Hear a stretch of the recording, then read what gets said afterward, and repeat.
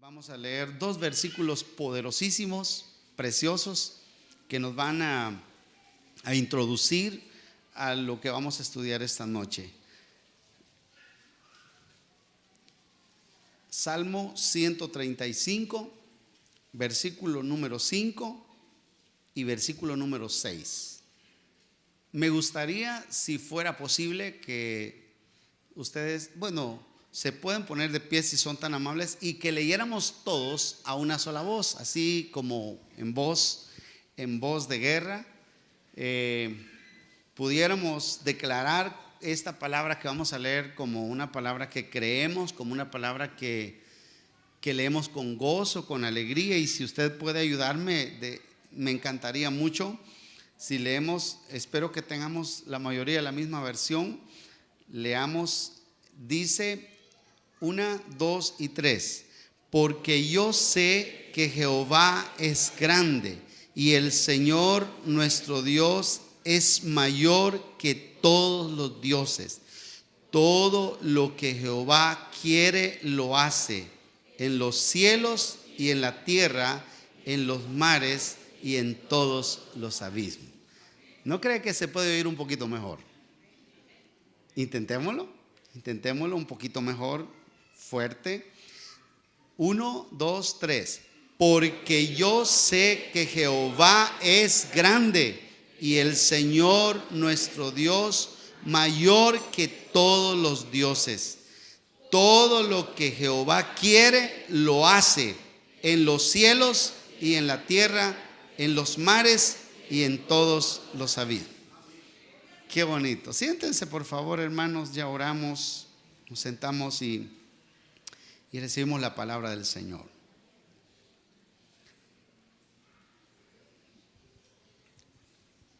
Toda la Biblia, toda la palabra de Dios, desde Génesis hasta Apocalipsis, en cada una de sus páginas, Dios nos habla de la soberanía de Dios. Dios nos habla de su soberanía. Y podemos encontrar que el motivo, o que uno de los motivos por los cuales se escribió la Biblia, es para defender la soberanía de Dios. Por ejemplo, yo no sé si usted se ha puesto a pensar en cómo podría resumir el mensaje de la soberanía de Dios en cada uno de los libros de la Biblia. Le voy a poner un par de ejemplos. Por ejemplo, el libro de Génesis, dice Dios: yo soy el soberano porque yo creé los cielos y la tierra como yo quise y no le pedí opinión a nadie. ¿Están de acuerdo? Génesis. Éxodo, podríamos decir: yo soy el soberano porque yo saco a mi pueblo de la esclavitud para que me adore y para que me conozca en el desierto, y nadie se opondrá, ni el poder de Faraón. ¿Están de acuerdo? Estamos hablando de que Dios es soberano. ¿Qué podríamos decir de Levítico? Por ejemplo, Levítico: yo soy el soberano porque yo determino cómo quiero que sea mi alabanza, mi adoración, cómo la gente se acerque a mí, cómo la gente me adore, cómo la gente me conozca. Yo mando. ¿Están de acuerdo? ¿Qué podríamos decir de Números? Mire este dato importante que yo no lo sabía y estudiando lo encontré. Yo soy soberano porque saqué 600,000 hombres, maté 600,000 hombres en el desierto y metí 600,000 hombres a la tierra prometida. Yo mando. ¿Qué le parece? ¿Qué podríamos decir de Deuteronomio? Deuteronomio quiere decir segunda ley. Y podríamos decir: yo soy soberano porque decido que la misma ley que los padres tuvieron, la misma ley le voy a dar a los hijos. Yo soy soberano. ¿Están de acuerdo? Vamos, Génesis, Éxodo, Levítico, Número, Deuteronomio. ¿Qué podríamos decir de Josué? Josué: yo soy soberano porque yo pongo a mi pueblo en la tierra que le prometí, y aunque hay naciones ahí, yo las mato, y mato pequeños, grandes, niños, de pecho, y hombres y mujeres y bestias y todo lo que hay, y yo meto a mi pueblo ahí porque esa tierra es de ellos. Yo mando. Él es soberano. ¿Están de acuerdo? Él es soberano. Y usted va por todos los libros de la Biblia. Le voy a dejar una tarea: haga una declaración por cada libro de la Biblia para su propio estudio personal de la soberanía de Dios. Pero podemos ir por cada libro y llegamos a Apocalipsis, y en Apocalipsis, por ejemplo, el último libro de la Biblia dice, Apocalipsis 19:6: y oí como la voz de una gran multitud, como estruendo de muchas aguas, y como la voz de grandes truenos, que decía: aleluya, porque el Señor nuestro Dios Todopoderoso reina. Le da un aplauso al Señor.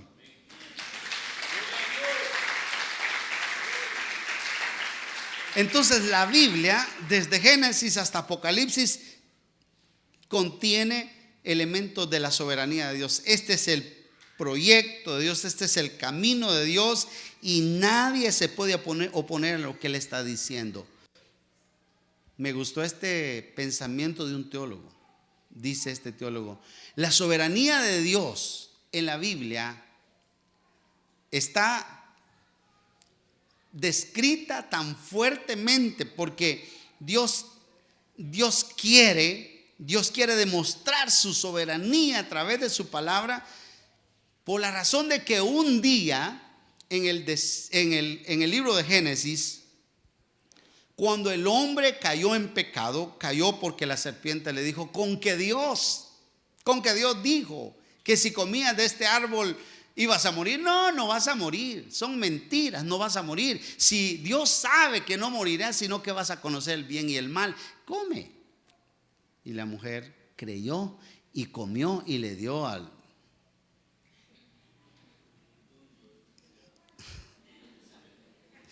Y comió también él. Y desde ahí la mentira de que la serpiente mintió diciendo una cosa que Dios había dicho: si comes morirás. Y desde ese día los hombres morimos, y Dios ha estado demostrando su soberanía. Ahora, yo quiero esta noche enfocarme un poco, porque ya definimos en otro culto qué es la soberanía. Solo así como manera de reflexión, decir que la soberanía de Dios es aquella parte del carácter de Dios que hace que Él haga lo que quiera, cuando quiera, como quiera, con quien quiera, sin que nadie se interponga en lo que Él está queriendo hacer, sin que nadie pueda disuadir sus planes, sus propósitos, sus proyectos. Él es Dios. Ahora, es importante también que nosotros entendamos un poquito sobre la soberanía de Dios, porque la soberanía de Dios en relación a la salvación levanta muchas preguntas entre la vida de la gente. Por ejemplo, si Dios es soberano, quiere decir que lo sabe todo, que lo conoce todo y que lo hace todo y que Él tiene el control de todo. Entonces, ¿significa que Él sabe quiénes se van a salvar y quiénes se van a perder? Amén. Si Dios es soberano y la soberanía implica un conocimiento anticipado de Dios, Dios sabe quiénes se van a salvar y quiénes se van a perder. Podríamos decir, otra pregunta que surge en nuestro corazón es: ¿significa que Él salva a quienes Él quiere y condena a quienes Él quiere porque Él es soberano? Podríamos pensar en una pregunta más que creo que no sería descabellada. ¿Significa que si Él es soberano, tiene una lista de la gente que se va a salvar y la gente que se va a condenar, y ya está lista la lista? Y ya está lista la cantidad de personas que se van a salvar y las que se van a condenar. Y una quinta pregunta: ¿y dónde queda la responsabilidad del hombre en cuanto a la salvación? Porque si Dios definió la salvación y Dios es soberano en todo ese sentido de cosas que hemos dicho, entonces, ¿dónde queda la responsabilidad del hombre? ¿Es el hombre en alguna medida responsable de algo de la salvación? O bueno, el que se va a salvar Dios lo va a traer porque está en la lista y punto, él se va a salvar. ¿O qué? Preguntas teológicas, preguntas bíblicas, preguntas existenciales, preguntas reales que nos podemos hacer en algún momento, pero vamos a empezar respondiendo de una manera general y entendiendo este aspecto tan importante de la soberanía de Dios en la salvación. Primero, hermanos, debemos hacer una declaración cristiana, una declaración bíblica, una declaración teológica. El hombre es responsable. Dígale a su vecino: soy responsable. Ahora, ¿por qué voy a explicar esto? ¿Por qué decimos que cada uno es responsable? Hagámonos una pregunta existencial, una pregunta que surge en los colegios de teología, en las iglesias, en las universidades, en los colegios. ¿Dónde surge el pecado? ¿Dónde nace el pecado? ¿Dónde se inicia? ¿Dónde se origina el pecado del ser humano? Si uno va a Génesis, uno se da cuenta que Dios está creando y creó. Y cuando Dios creó a los animales, dijo, y todo lo que Dios hizo era bueno. Y cada una de las cosas que creó el mar, creó la tierra, creó todo. Cuando Él termina de crear cada parte, Él dice, y vio Dios que era bueno. Esa palabra era bueno en gran manera, esa es la palabra clave.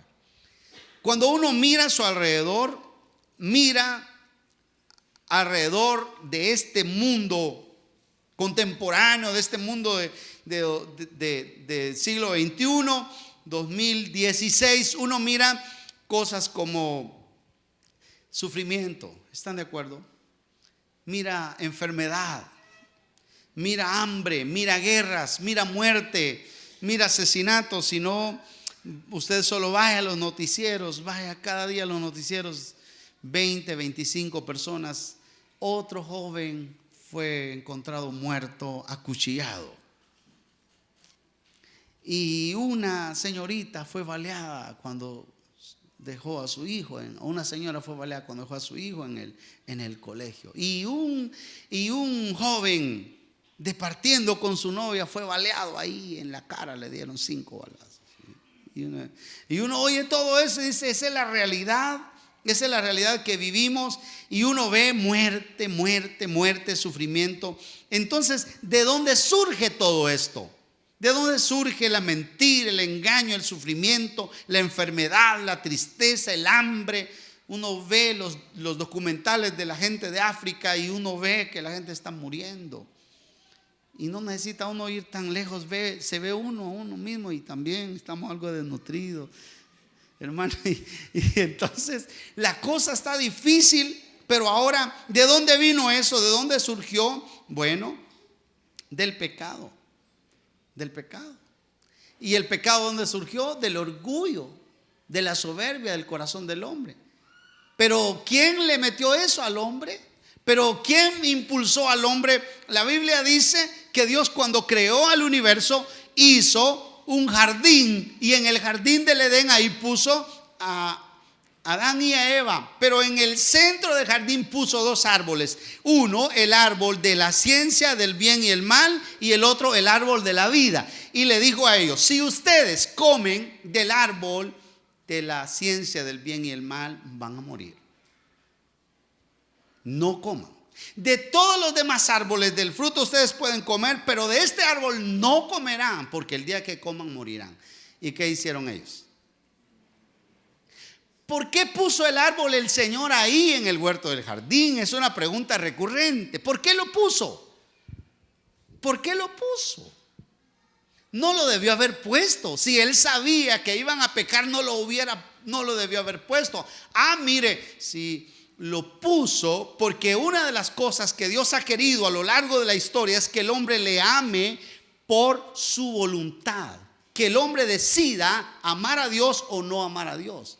Lo puso porque el hombre siempre va a ser probado su amor, su voluntad hacia Dios. Siempre en toda la historia va a ser probado. Entonces quiere decir que si el hombre eligió tomar del árbol cuando pudo haber no tomado, él tiene la libertad de escogencia. ¿Están de acuerdo? El hombre puede elegir, el hombre es libre, y ahí los teólogos llaman a esta libertad el libre albedrío. Ahora, cuando el hombre tomó del árbol, pecó. Y el pecado, dice Romanos, que trajo muerte. Y la muerte, pues nadie la quiere, porque es muerte física y es muerte espiritual. La muerte no solamente es muerte física. El hombre iba a morir. En el momento no murió Adán, pero después murió unos años después. Y nosotros también estamos muriendo. Pero hay una muerte espiritual que se va a dar, y es una realidad. Entonces trajo muerte espiritual y muerte eterna, o muerte física, perdón. Ahora, hermanos, cuando el hombre muere, la Biblia dice que el hombre está muerto, entonces física y espiritualmente. Pero hay un elemento en el hombre que queda, no tal vez con la plenitud que tenía Adán, la plenitud adámica, pero sí con cierta capacidad que nosotros conocemos como la imagen de Dios en el hombre. ¿Cuántos creen que tiene la imagen de Dios? Aunque algunos no sabemos qué es eso, pero todos decimos: sí, yo tengo la imagen de Dios, o tú tienes la imagen de Dios, o todos somos hechos a imagen y semejanza, porque cuando nos enseñaron la doctrina en la iglesia tradicional, nos enseñaron que todos somos hechos a la imagen y semejanza de Dios. Sin embargo, no sabemos mucho de lo que es la imagen, pero la imagen tiene tres aspectos importantes, y uno de ellos tiene que ver con la capacidad que el ser humano tiene de entender, de conocer, de distinguir, la conciencia, el raciocinio que el ser humano tiene por esa capacidad de poseer la imagen. Entonces, en el libre albedrío, el hombre murió, pero todavía le quedó esa libertad, y el hombre puede seguir con esa libertad. Por ejemplo, hermanos, nosotros estamos conscientes, yo creo que nuestra experiencia, la experiencia de todos es una experiencia igual, similar, muy igual, diría yo. Todos nosotros sentimos que hay una tendencia hacia el mal, ¿sí o no? ¿Cuántos creen que es más fácil hacer lo malo que lo bueno? ¿Y cuántos tienen tendencia hacia el mal? Pero el domingo predicaron en la iglesia de no pecar, pero pecamos. Pero el domingo predicaron en la iglesia, pero siempre a veces caemos, porque hay una tendencia en el ser humano, hay una tendencia que lo lleva. Pues eso es la libertad, eso es el libre albedrío. Ahora, el libre albedrío se puede probar lógicamente de algunas maneras. Primero, se puede probar conociéndolo desde el interior. Es decir, yo sé que yo soy libre para hacer lo que yo quiera. Ese es el conocimiento del interior. Yo sé, usted sabe que usted es libre de hacer lo que usted quiera. Yo le puedo decir: usted debe hacer esto, pero usted dice: yo hago lo que yo quiera. ¿Cuántos alguna vez hemos dicho: yo voy a hacer lo que yo diga, usted no me va a mandar? Amén. A mamá, pobrecita mamá llorando, papá, al esposo, a la esposa, al patrón, al jefe: usted no me va a mandar, diga lo que quiera, yo voy a hacer lo que yo digo.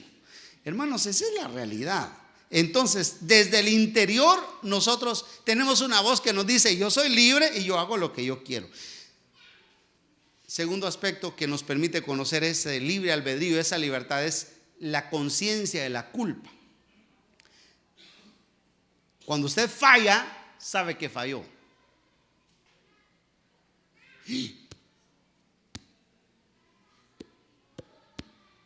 Fallé. Yo sé que fallé.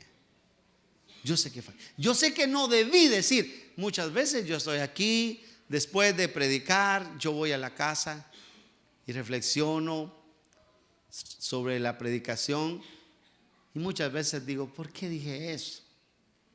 ¿Por qué hablé de esto? Yo fallé. Yo me equivoqué.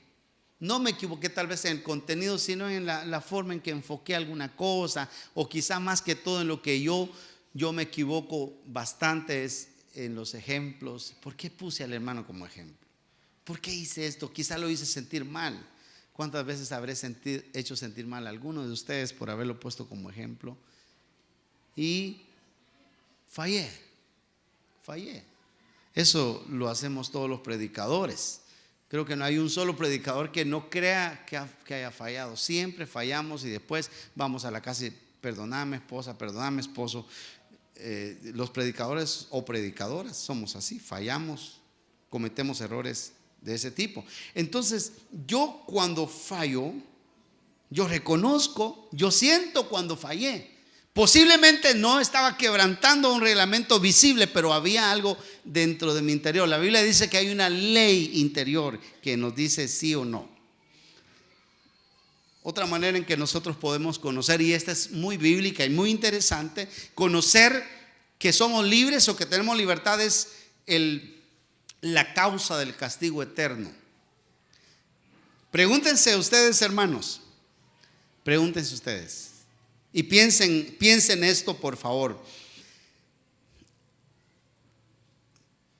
Dios va a castigar al final de la historia de la humanidad. ¿Creen ustedes en que Dios va a castigar? Aquel día nos enseñaron aquí en la conferencia teológica que viene el juicio de Dios, que Dios va a castigar. Dios va a castigar. Ahora no está castigando, pero va a haber un día cuando su ira, el castigo de Dios va a venir. La pregunta que surge entonces, el castigo de Dios, ¿por qué el castigo de Dios? ¿Por qué el castigo de Dios? ¿Por qué Dios va a castigar? Bueno, va a castigar porque hubo alguna transgresión. Y si hay una transgresión, entonces tiene que haber un castigo. Si hay transgresión, hay castigo. Ahora, si hay una transgresión, eso implica que el hombre pudo haber actuado de una manera diferente, pero no actuó de otra manera, sino que actuó de la manera que no debía, actuó de la forma que no debía. ¿Qué significa todo esto que estoy diciendo? Que el hombre es libre, que el hombre tiene la libertad para elegir lo que quiere o lo que no quiere, y que el hombre es el que va a tener el pago justo de sus actos. El hombre va a tener el pago justo de sus actos. Dios va a pagarle de acuerdo a sus actos. Así dice la Biblia del Señor, la palabra del Señor. Ahora, también por otro lado, las escrituras, la palabra de Dios nos muestran claramente que el hombre es libre para obedecer a Dios o para desobedecer a Dios. Él puede elegir si obedece a Dios o no obedece. Solamente que lógicamente el obedecer o el no obedecer tiene consecuencias. Y vamos aquí sí a leer algunos versículos. Quiero que vean Proverbios conmigo. Quiero que vayan a Proverbios para que tengamos un poquito de interacción. Proverbios capítulo número 1 y versículo 23. ¿Qué dice este pasaje de la Escritura? Es tremendo, es tremendo. Dice 1:23. Volveos a mi reprensión. He aquí, yo derramaré mi espíritu sobre vosotros y os haré saber mis palabras. Por cuanto llamé y no quisiste oír. Llamé y subrayo eso. No quisiste oír. No quisiste oír. Extendí mi mano y no hubo quien atendiese. Sino que desechasteis todo consejo mío y mi reprensión no quisisteis. También yo me reiré en vuestra calamidad. Y me burlaré cuando viniere lo que teméis. Cuando viniere como una destrucción lo que teméis.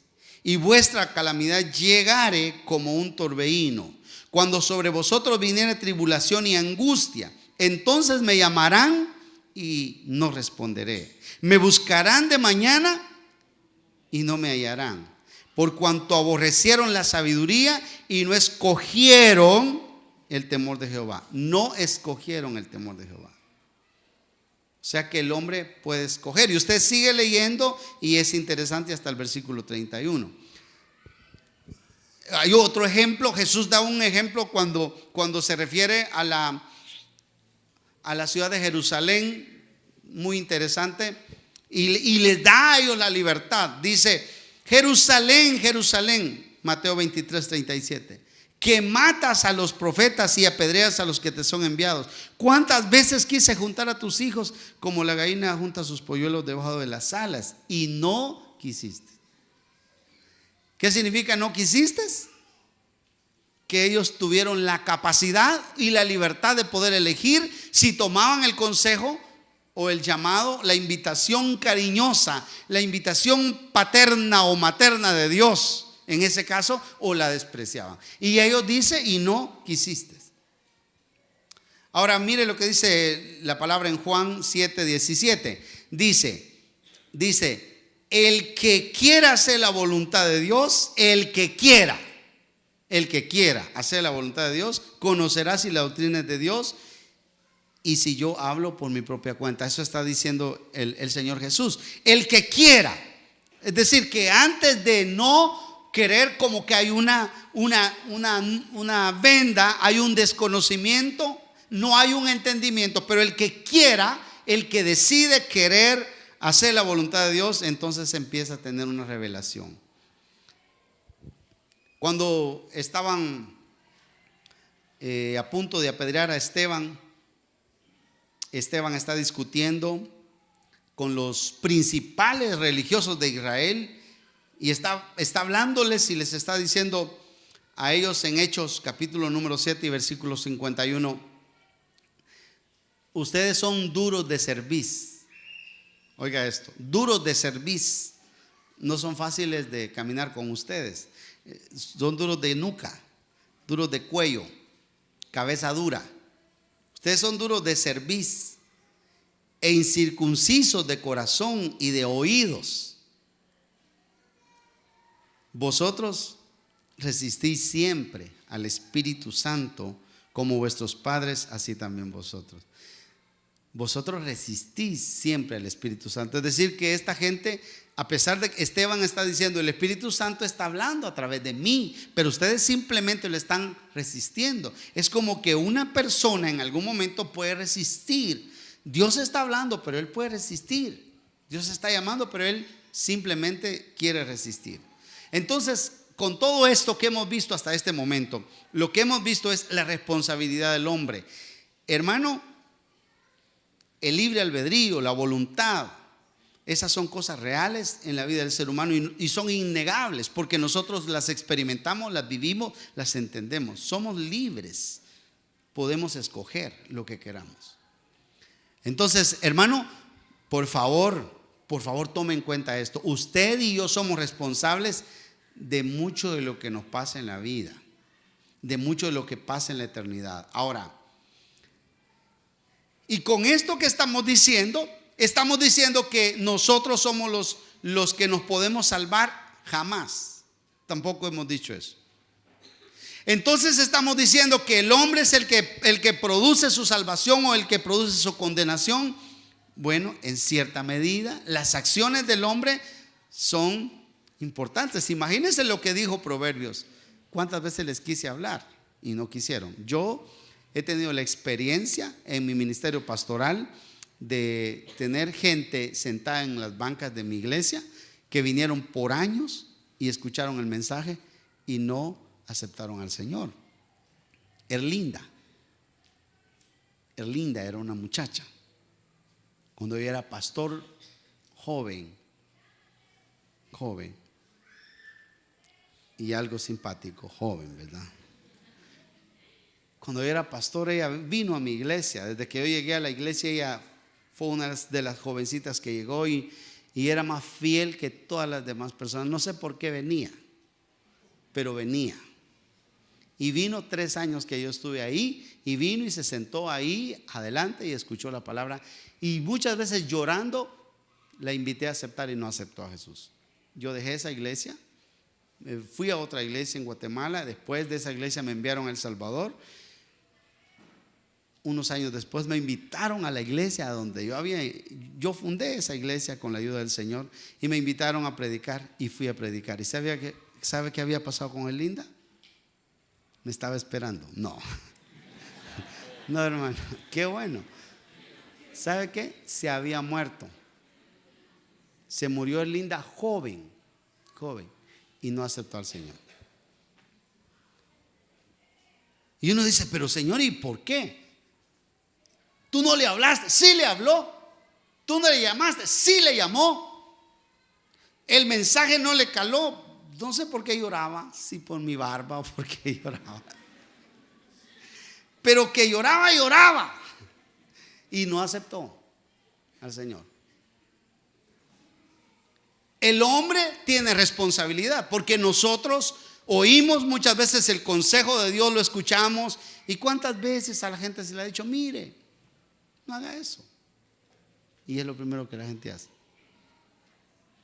Mire, no se meta con esa persona, y es lo primero que hace. Mire, no vaya ahí, le va a ir mal, y es lo primero que hace. No se case con esa muchacha, no se case con ese muchacho, y es lo primero que hace. O sea, los seres humanos somos así, todos somos así. Nos gusta ir en contra de lo que deberíamos ir. Por eso el mensaje en la iglesia, imagínense que yo agarro el cincho, me quito el cincho y empiezo a darle a ustedes, hermano, ahí ¡plum! El cinchazo. Y esta mujer, y ¡plum! Otro cinchazo. Y en el nombre de Jesús, y ¡plum! Otro cinchazo. Eso no cambia a la gente, la aleja,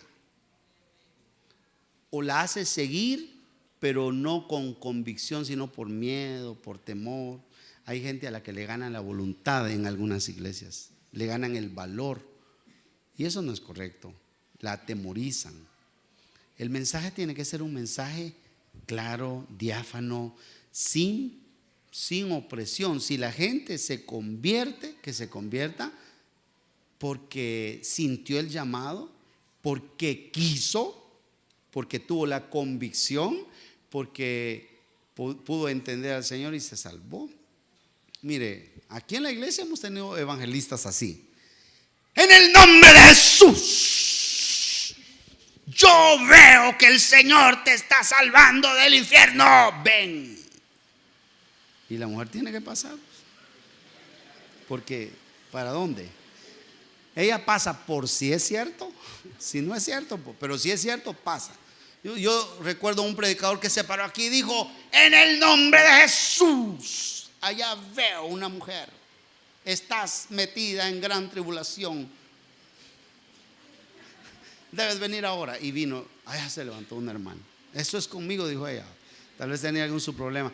Entonces, hermano, no es así el evangelio.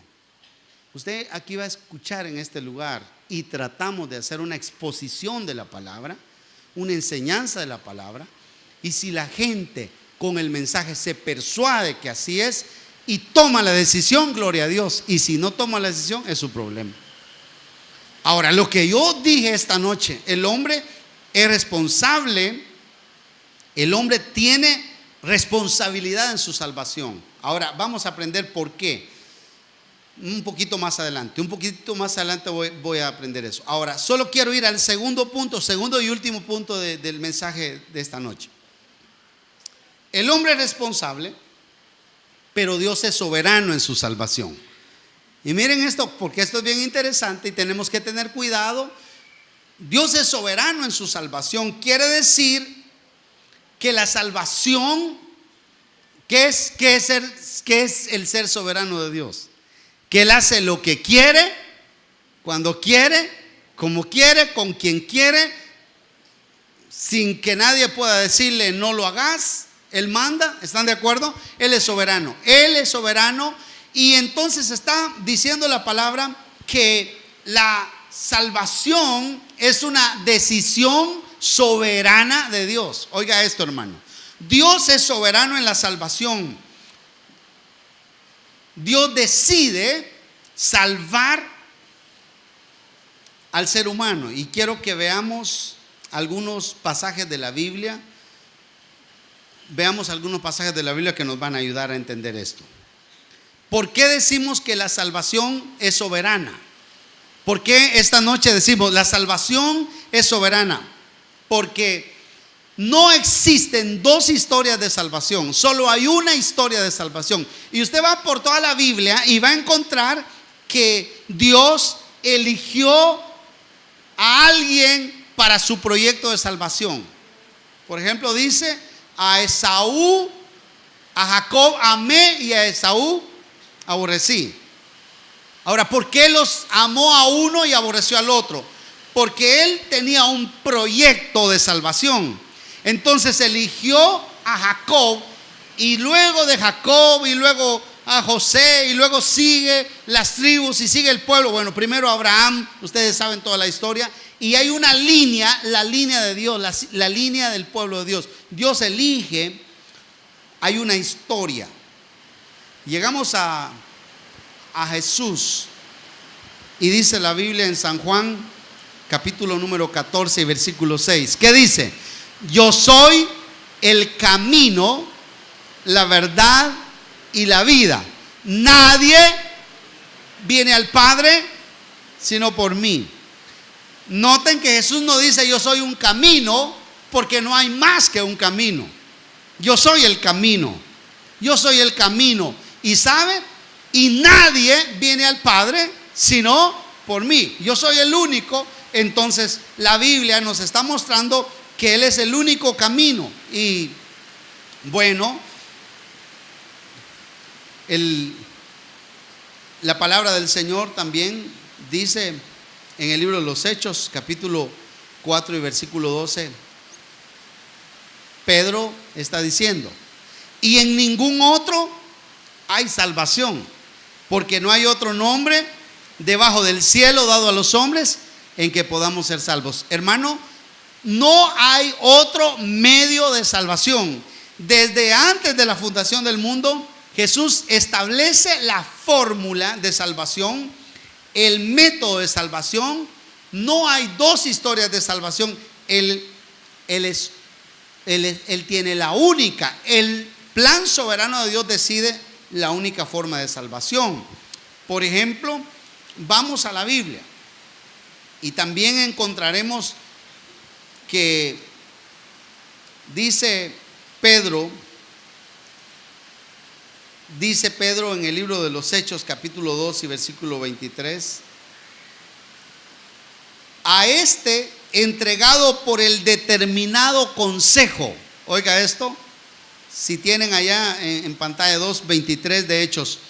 A este, hablando de Jesús, entregado por el determinado consejo y anticipado conocimiento de Dios, prendisteis y matasteis por qué? Por manos de inicuos, crucificándole. ¿Qué está diciendo ahí el apóstol? Jesús está diciendo, no murió ahí solamente como un hombre bueno, no murió en la cruz solo como un hombre que fue bondadoso, que quería hacer algo por un pueblo, sino murió ahí porque había, dice el apóstol Pedro, un consejo anticipado en el conocimiento de Dios. O sea que Jesús estaba planificado que Jesús muriera desde antes de la fundación del mundo. Eso es la soberanía de la salvación de Dios. Él elige. Y es importante, el apóstol dice aquí anticipado consejo. Y la idea de esta palabra anticipado no es una cosa que surgió ahí cuando estaban haciendo Génesis, no, que es una cosa de pregénesis, desde antes. Este es un anticipado consejo de la eternidad. Pablo dice algo de eso también. Miren Efesios 1:3 en adelante. Es importante lo que Pablo habla acerca de de cómo el plan y el método están diseñados desde antes de la fundación del mundo. Dice: bendito sea el Dios y Padre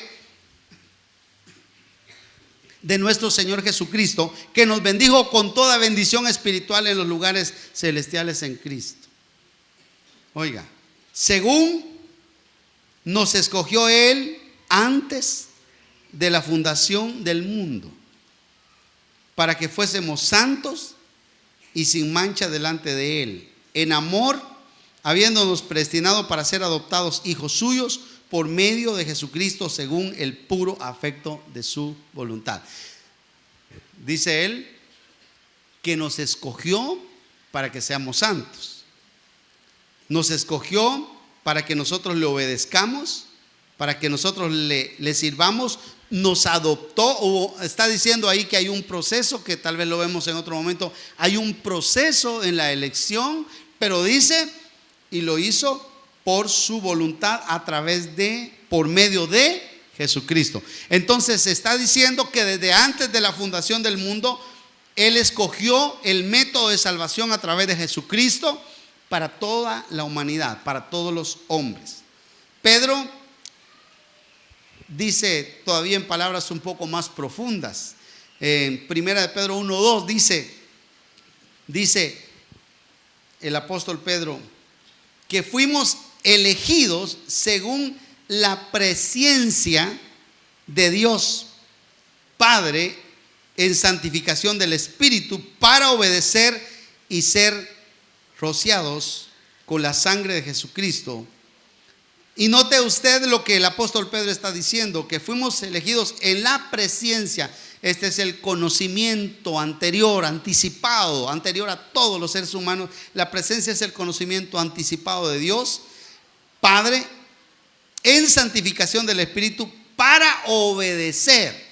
No dice aquí que fuimos elegidos para obediencia, sino que fuimos elegidos para obedecer. Hay diferencia en estas dos cosas.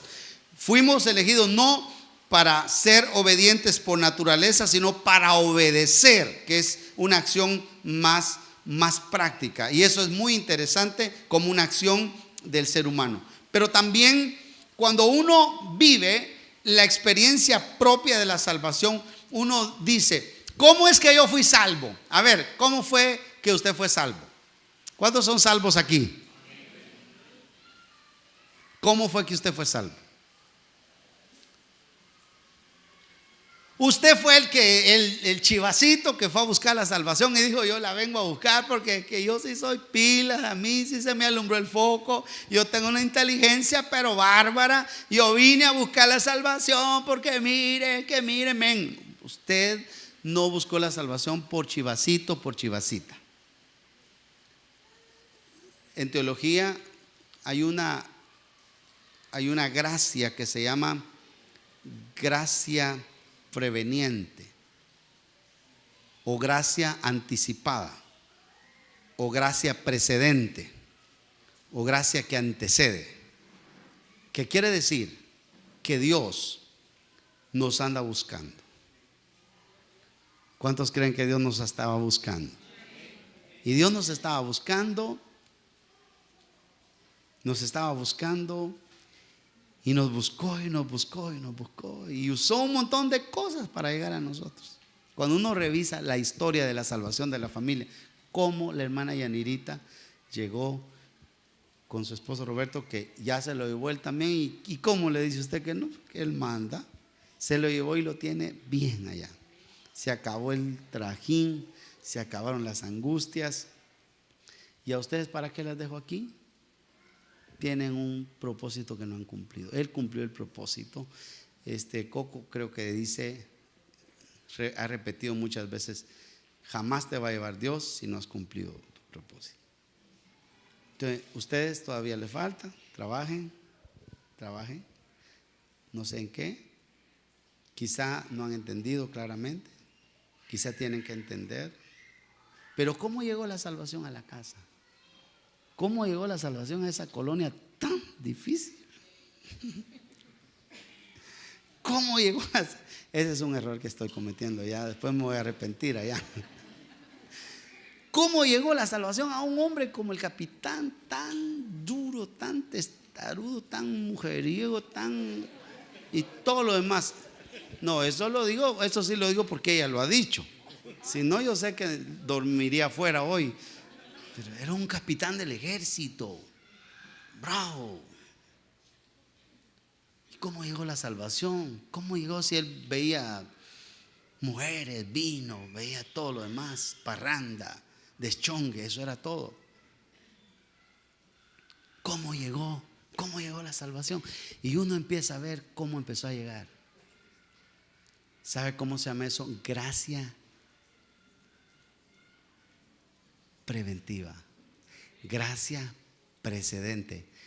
Dios anda buscando a las ovejas perdidas. Dice la Biblia que todos nos descarriamos por nuestro camino, pero Jehová cargó en él el pecado de todos nosotros. Y de ahí dice, la oveja perdida se salió del redil, y él fue por las montañas y clamaba: ovejita, oveja. Eran 100 ovejas que habían en el rebaño. Y él le fue a buscar a usted, y él le encontró enredado en los zarzales, le puso en sus hombros y le trajo al redil. ¿Cierto o no, Cristian? Descarriado, perdido, perdidísimo. Pero el Señor dijo: no, si este bicho yo lo he estado buscando, él te ha andado buscando, y cuando te has ido por otro lado, él también te ha buscado. La gracia preveniente de Dios implica que él nos busca antes que nosotros nos demos cuenta, porque esa es la soberanía de Dios en la salvación. Dios decide buscar. Hermano, cuando usted viene a la iglesia porque alguien lo invitó, o cuando usted vino hoy a la iglesia, fue porque Dios quiso que usted viniera. Fue porque Dios lo trajo. Si él le trajo: mira, te voy a enseñar algo sobre mi soberanía, ve ahora. Pero estoy cansado, dijo usted, pero ve ahora. Y Él lo trajo porque Él es así de soberano y de poderoso. Así que nosotros tenemos que entender que la gracia preveniente de Dios es cuando Él busca a cada uno. Es gracia preventiva, gracia que precede, gracia precursora, gracia preparatoria, como usted le quiera llamar, pero esa es la gracia preveniente, porque dice Romanos: porque Cristo, cuando aún éramos débiles, a su tiempo murió por nosotros los impíos. Mientras más débil es la persona, más seguridad tiene que tener de que el Señor le está buscando, que Él está teniendo misericordia de él. Y Pablo lo dice de otra manera en muchos de sus escritos, de una manera interesante. Ahora, voy a hacerles una pregunta que yo sé la respuesta.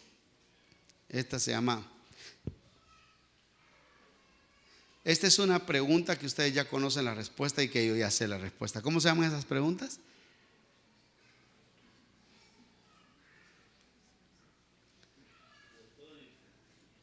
¿Se dan cuenta?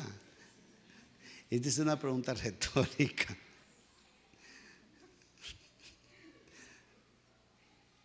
Qué bárbaro, qué bárbaro. Démosle un aplauso al hermano Trin.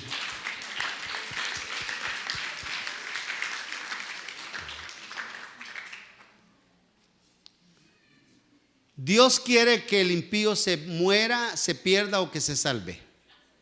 Dios quiere que el impío se pierda o que se salve. ¿Cuántos levantan la mano y dicen que Dios quiere que el impío se salve? ¿Cuántos dicen que Dios no quiere que se salve el impío? Kevin, ¿por qué? ¿Por qué, Kevin? No. Ya te vamos a excomulgar. A la hoguera te vamos a mandar entre toda la iglesia. Ahora, ¿por qué decimos eso? Porque la Biblia lo dice. Dice Ezequiel 18:20: quiero yo la muerte del impío, dice Jehová el Señor, no vivirá si se apartare de sus caminos. Y el Ezequiel 38:11 dice: diles, vivo yo, dice Jehová el Señor, que no quiero la muerte del impío, sino que se vuelva el impío de su camino y que viva. Y además agrega y dice: volveos de vuestros malos caminos, ¿por qué moriréis, oh casa de Israel? Si nosotros tomamos ese versículo o esos versículos y los traemos a la realidad nuestra, Dios está diciendo, Dios quiere que aún los peores de los perversos, de los más malos muchachos y muchachas y hombres y mujeres que andan en el mundo, Dios quiere que ellos se salven. Incluso aquello que se considera lo más perdido, Jesús dijo: porque he venido a buscar y a salvar lo que se había perdido. Aún lo que se había perdido. Si hay uno aquí que dice: pero es que mire, hermano, yo sí estoy perdido, la he regado, mire, yo he hecho lo malo. ¿Sabe qué Dios le dice esta noche? Yo vine a buscarte esta noche y te quiero salvar.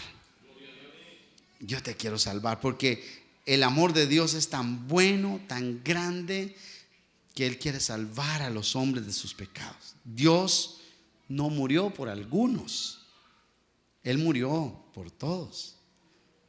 ¿Quiere verlo? Segunda de Corintios 5:15, hermano Gerson. Segunda de Corintios 5:15. Lean ustedes allá arriba y van a ver qué claro está el Señor. ¿Qué dice ahí? Y por todos murió. ¿Por cuántos?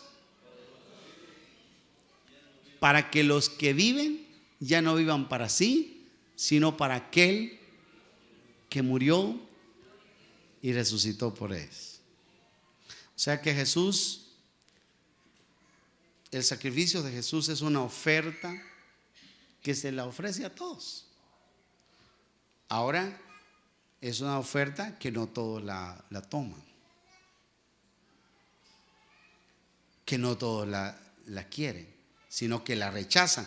Y por eso dice Juan 1:12, que dice: mas a todos los que le recibieron, a los que creen en su nombre, les dio potestad de ser hechos hijos de Dios. A los que le recibieron, a los que creen. Y a los que no creen, pues entonces ese es su problema. Hermano, Dios también dice en Hechos 17:30, cuando Pablo está en Atenas predicando, entre el discurso le dice a los atenienses. Los atenienses eran la gente más idólatra. ¿Se acuerdan que dice que habían ídolos y que tenían al Dios, a todos los dioses, a todas las cosas? Ellos tenían un ídolo para cada cosa. Y llegó Pablo y predicó, y en 17:30 dice: pero Dios, habiendo pasado por alto los tiempos de esta ignorancia, ahora manda a todos los hombres en todo lugar que se arrepientan. Manda a todos los hombres en todo lugar que se arrepientan. La invitación del Señor está ahí, escogiendo a la gente, invitando a la gente para que la gente reciba la salvación. Ahora, hermano,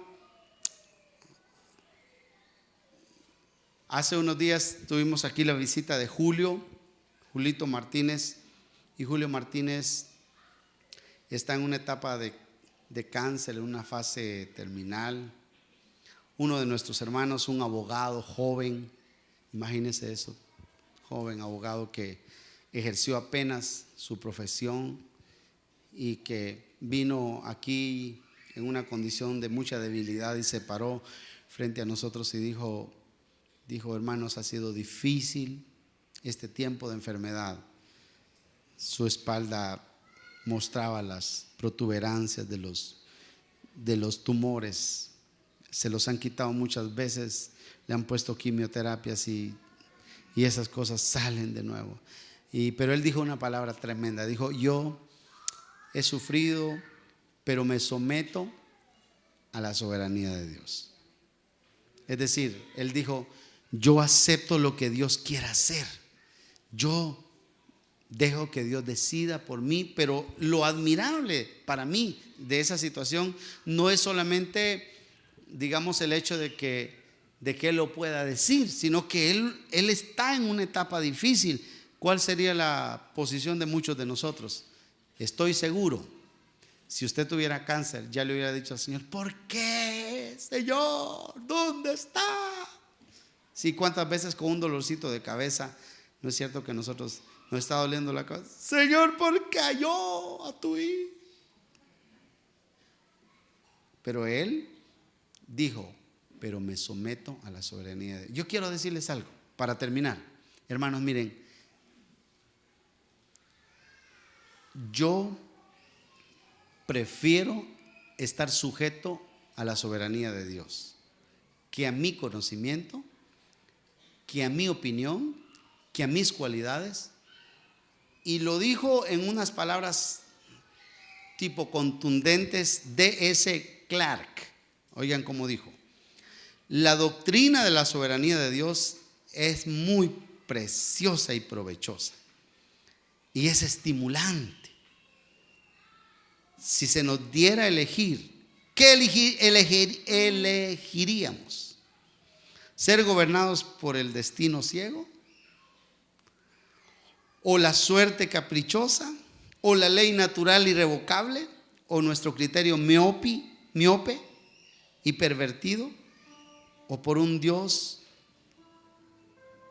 soberano e infinitamente sabio, bondadoso y misericordioso? Una de las cosas que yo abrazo de la soberanía de Dios es que, por eso les dije el martes pasado a los que estuvieron, en mi definición de soberanía yo agregué: no creo en la soberanía de Dios independiente de sus otros atributos. Es decir, si una persona se pone a estudiar la soberanía de Dios independiente de su bondad, de su misericordia, de su amor, entonces va a encontrar a un Dios terrible, a un Dios justiciero, a un Dios que no ve a la gente con misericordia. Pero yo veo a un Dios que paga al hombre lo que se merece, porque ese es el juicio, y da al hombre lo que no se merece, porque eso es su misericordia. Mi Dios es soberano, no hay nadie como Él. Yo creo y le doy el control, hermano, de mi timón. A usted le puedo dar esta punta, pero esta de abajo no se la doy a nadie, pero a Dios sí se la puedo dar. Que yo sé que si se la doy a solito, si la jala, me ahorca.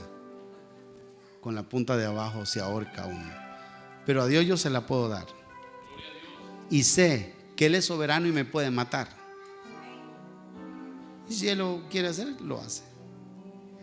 Pero que por su amor, su misericordia no me mata, sino que actúa como el mejor de los dioses, como el incomparable Dios. Le podemos dar un aplauso a Él. Qué grande es Dios.